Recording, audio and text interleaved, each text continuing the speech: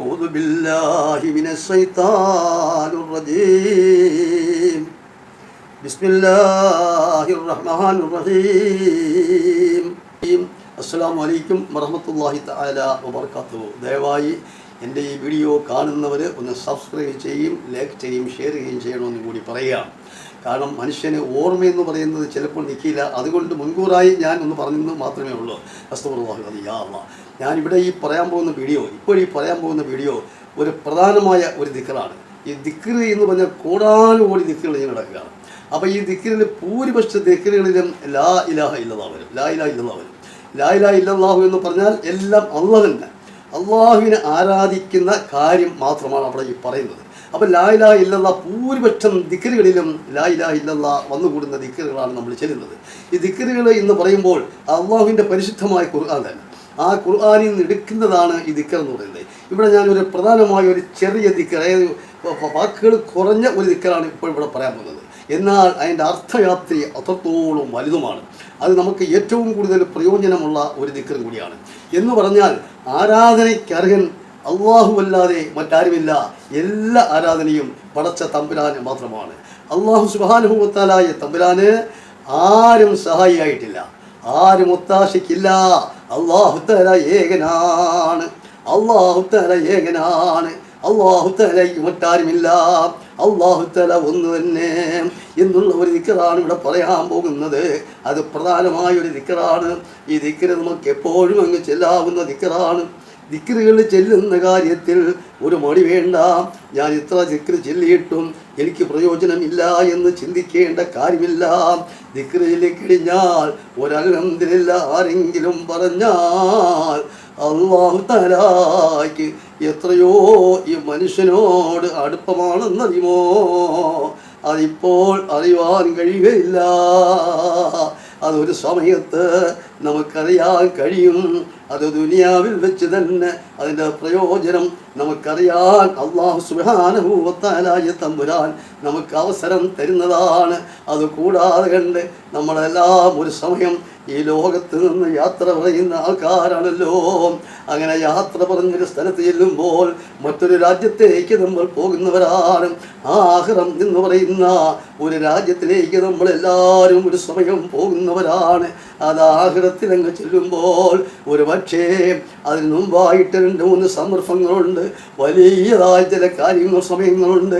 ആ സമയങ്ങളിലും അല്ലാഹുവേ നിങ്ങൾ ഈ അൽഹംദുലില്ലാഹ് പറഞ്ഞില്ലേ, അതങ്ങനെ നിസ്സാരമായ കണക്ക് കൂട്ടല്ലേ. ആ അൽഹംദുലില്ലാഹയുടെ ഗുണം അവിടെ വെച്ച് നിങ്ങൾക്കറിയാം. അതിൻ്റെ ഗുണം അതിവിടെ വെച്ചും അറിയാം, മറുലോകത്ത് വെച്ചും ഇതിൻ്റെ ഗുണം അറിയാൻ കഴിയും. അൽഹംദുലില്ലാഹ് എന്ന് പറഞ്ഞാൽ സർവസ്തുതിയും പടച്ചവരെ നിനക്കാകുന്നു എന്നാണ് അതിൻ്റെ അർത്ഥം. അപ്പോൾ അത് നിസ്സാരമായി അത് നമ്മളങ്ങ് തള്ളി കളയരുതേ. അതൊന്നും അത്ര ശരിയല്ല. നമ്മൾ ദിക്ർ ചൊല്ലിക്കഴിഞ്ഞാൽ അതിനെപ്പോഴായാലും അതിൻ്റെ പ്രയോജനം അല്ലാഹു സുബ്ഹാനഹു വ തആല നമുക്ക് തരുന്നതാണ്. എല്ലാ ആരാധനയും അല്ലാഹുവിനാകുന്നു. അല്ലാഹുവിന് സമമായിട്ട് മറ്റാരുമില്ല. അല്ലാഹു ഏകനാണ് എന്നുള്ളതിനെ കുറിച്ചുള്ള ഒരു ദിക്റാണ് ഞാനിവിടെ ചെല്ലാൻ പോകുന്നത്.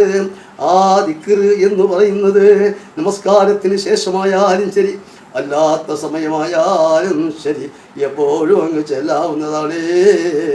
ആദ്യത്തെ സമയം നിങ്ങൾ ഇത് ചെല്ലുമ്പോൾ ഒരു 101 പ്രാവശ്യം നിങ്ങൾ ചെല്ലണം. അങ്ങനെ ചൊല്ലിക്കഴിഞ്ഞാൽ അല്ലാഹുവിന് ഏറ്റവും കൂടുതൽ നിങ്ങളോട് പ്രീതി അങ്ങ് ഉണ്ടാകുന്നതാണ്. അതുമാത്രമല്ല, ദുനിയാവിലെ നിങ്ങളെ കുടുംബജീവിതമുണ്ടല്ലോ, അത് വലിയൊരു സംഗമമാണല്ലോ. ഈ കുടുംബജീവിതം എന്ന് പറഞ്ഞാൽ അത്ര നിസ്സാരമായ ഒന്നല്ല, അത് ഏറ്റവും ഉന്നതമായ ഒന്നാണ് കുടുംബജീവിതം. ആ കുടുംബജീവിതത്തിൽ സ്വസ്ഥതയും സമാധാനവും ഐശ്വര്യവും സമ്പത്ത് കൊണ്ടുള്ള ആ ഗുണങ്ങളും എല്ലാം അങ്ങ് നമുക്ക് ഒത്തുകൂടി കിട്ടുന്നതുമാണ്. സമ്പത്തില്ലാത്തവർക്ക് അല്ലാഹു സുബ്ഹാനഹു വ തആല സമ്പത്ത് തരും. സമ്പത്തിൻ്റെ വഴി അല്ലാഹു സുബ്ഹാനഹു വ തആലയായ തമ്പുരാൻ നമുക്ക് തെളിയിച്ചു തരും. ആ വഴിയിലൂടെ അങ്ങനെ പോകുമ്പോൾ സമ്പത്തും നമുക്കുണ്ടാകും, ധനമുണ്ടാകും, സമ്പത്തുണ്ടാകും. പിന്നീട് വേണ്ടത് നമുക്ക് സമാധാനമാണ്, പിന്നെ നമുക്ക് ഐശ്വര്യമാണ് വേണ്ടത്.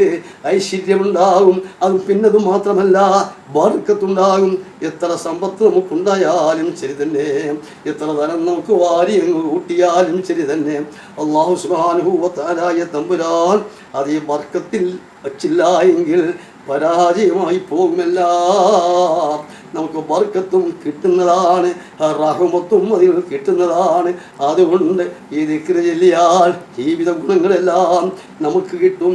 നമുക്ക് ദുനിയാവിലും കിട്ടും, നമുക്ക് ആഖിറത്തിലും കിട്ടും.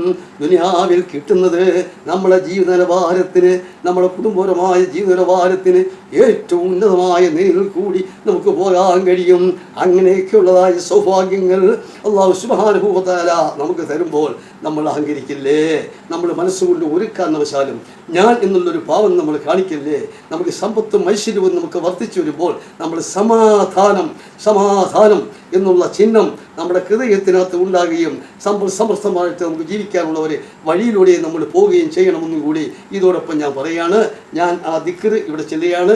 വലിയ ബുദ്ധിമുട്ടൊന്നുള്ള ദിക്റല്ല, ചെല്ലുമ്പോൾ ചെറിയ ദിക്റാണ്. പക്ഷേ അതിൻ്റെ അർത്ഥം എന്ന് പറഞ്ഞാൽ അളന്ന് തിട്ടപ്പെടുത്താൻ ആരാരും സാധ്യമല്ല. ലോകത്തൊരു മനുഷ്യനെ കൊണ്ടും ആരെക്കൊണ്ടും ഇത് അളന്ന് തിട്ടപ്പെടുത്താൻ സാധ്യമല്ല. കാരണം വെച്ചാൽ അള്ളയാണ് ഇതിനകത്ത് വരുന്നത്. അപ്പോഴാ ദിക്റ് ഞാൻ ചെല്ലാൻ പോവുകയാണ്. എന്ത് ദിക്റെന്ന് പറഞ്ഞാൽ ലാ ഇലാഹ ഇല്ലല്ലാഹു വഹ്ദഹു ലാ ശരീക ലഹു, ലാ ഇലാഹ ഇല്ലല്ലാഹു വഹ്ദഹു ലാ ശരീക ലഹു, വഹ്ദഹു ഏകനാണ്, ലാ ശരീക ലഹു അവനൊരു പങ്കുകാരുമില്ല. ഒന്നെടുത്ത് ഞാൻ പറഞ്ഞെന്നേ ഉള്ളൂ. ലാ ഇലാഹ ഇല്ലല്ലാഹു വഹ്ദഹു ലാ ശരീക ലഹു. ഈ ദിക്റ് നിങ്ങൾ ആദ്യം ചെല്ലുമ്പോൾ ഒരു 101 പ്രാവശ്യം അല്ലാഹുവിലേക്ക് മനസ്സ് വെച്ചുകൊണ്ട് നിങ്ങൾ ചെല്ലുക. പിന്നീട് കിട്ടുന്ന സമയങ്ങളിലെല്ലാം നിങ്ങൾക്കിത് ചെല്ലാൻ കഴിയുന്നതാണ്. ഒരു ബുദ്ധിമുട്ടുമില്ല. ഇതെല്ലാം അങ്ങ് മനഃപ്പാഠമാക്കി ഹൃദയത്തിൻ്റെ ഉള്ളിൽ ഇങ്ങനെ വെച്ചുകൊണ്ട് പോയി കഴിഞ്ഞാൽ അല്ലാഹുവിൻ്റെ ഗുണം അല്ലാഹു സുബ്ഹാനഹു വ തആലയ്ക്ക് ഇഷ്ടപ്പെടുകയും അത് മുഖാന്തരം എല്ലാ രീതിയിലുള്ള ഗുണങ്ങളും, എല്ലാ രീതിയിലുള്ള സൗഭാഗ്യങ്ങളും, എല്ലാ രീതിയിലുള്ള ഐശ്വര്യങ്ങളും എല്ലാം അല്ലാഹു സുബ്ഹാനഹു വ തആല തരുന്നതാണ്. ഇതിൽ യാതൊരു മാറ്റങ്ങളുമില്ല. ഇത് പരിശുദ്ധമായ ഖുർആനിലുള്ള കാര്യമാണ് ഈ സംസാരിക്കുന്നത്. അഥവാ ഞാൻ ഈ പറയുന്ന വാക്കുകളിലോ എന്തോ തെറ്റുകളൊക്കെ സംഭവിച്ചു പോയി കഴിഞ്ഞാൽ അല്ലാഹുവേ എനിക്ക് പുറത്തു തരണേ എന്ന് ഞാൻ റബ്ബിനോട് ഞാൻ പ്രാർത്ഥിക്കുകയാണ്. നീ കേൾക്കുന്ന നിങ്ങൾക്കെല്ലാം, പറയുന്ന നിങ്ങൾക്കെല്ലാം അല്ലാഹുവിൻ്റെ അനുഗ്രഹം അല്ലാഹുവേ നീ ചൊരിച്ചു കൊടുക്കണേ റബ്ബേ എന്ന് പ്രാർത്ഥിച്ചുകൊണ്ട് തൽക്കാലം ഞാൻ നിർത്തുന്നു. അസ്സലാമു അലൈക്കും വറഹ്മത്തുള്ളാഹി തആല വബറകാതുഹു.